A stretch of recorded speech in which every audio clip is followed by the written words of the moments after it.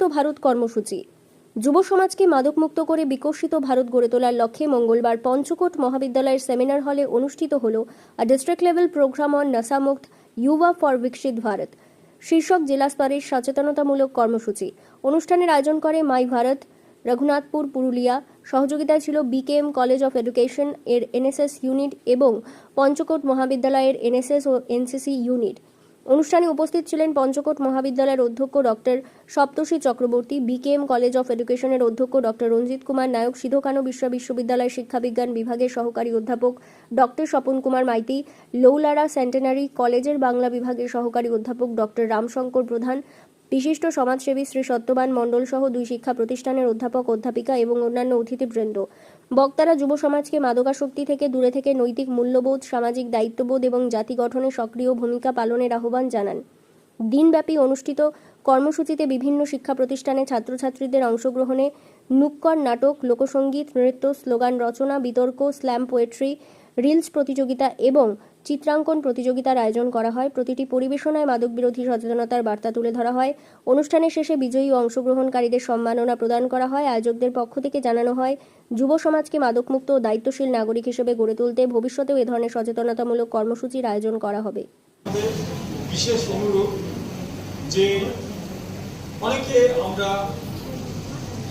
প্রিয় বন্ধু ভেবে অনেকের সঙ্গে মেলামেশা করি, কিন্তু তাদের সঙ্গে মেলামেশার ফলে ধীরে ধীরে আমাদের মধ্যে কিন্তু নিজেরই অজ্ঞাতে এই আসক্তি জন্মে যায় এবং যার জন্যে একটু আগে আমাদের মাস্টার বললেন যে কেবলমাত্র যে আসক্ত সেই এর জন্য কষ্ট পায় না, তার পরিবার, তার সন্তান সন্ততি সকলেই এর জন্য এবং তার সমাজ, প্রতিবেশী এরা প্রত্যেকেই কষ্ট পায়।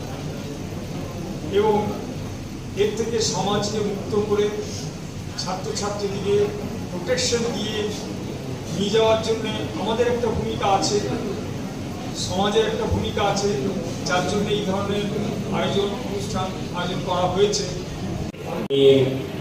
যেহেতু একটি অন্য সংস্থা থেকে এসেছি, পলিটিক্যাল দিক দিয়ে আমাদের ওই সকল সম্বন্ধে যতই ধারণা না থাকেও কিছু কিছু কথা আমি বলছি যে আগামী দিনে ছাত্রছাত্রীদের যে ভবিষ্যৎ, যে নেশামুক্ত ভারত প্রধানমন্ত্রী ডাক দিয়েছে, তাদের একান্তই এই চিন্তাধারাটা রাখা উচিত, যাতে যুব সমাজ যদি নেশামুক্ত থাকে তাহলে সমাজকে মুক্ত করা যায়। আমার অনুরোধ, এই নেশা ত্যাগ করো। অতএব আমার বিশেষ কিছু বলার নাই, আমি এই ছোট্ট বক্তব্য বলে এখানে শেষ করছি।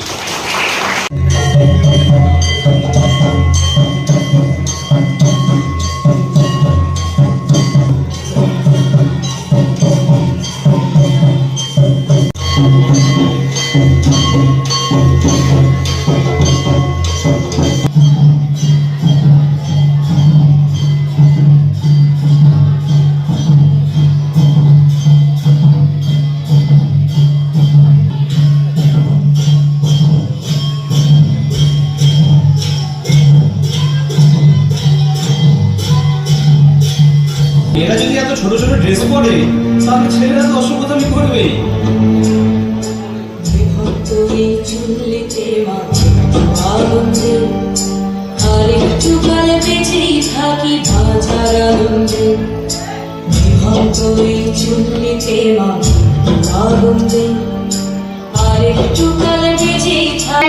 In a certain way just to fit in, while on the other hand, personal choices is the autonomy to decide for ourselves.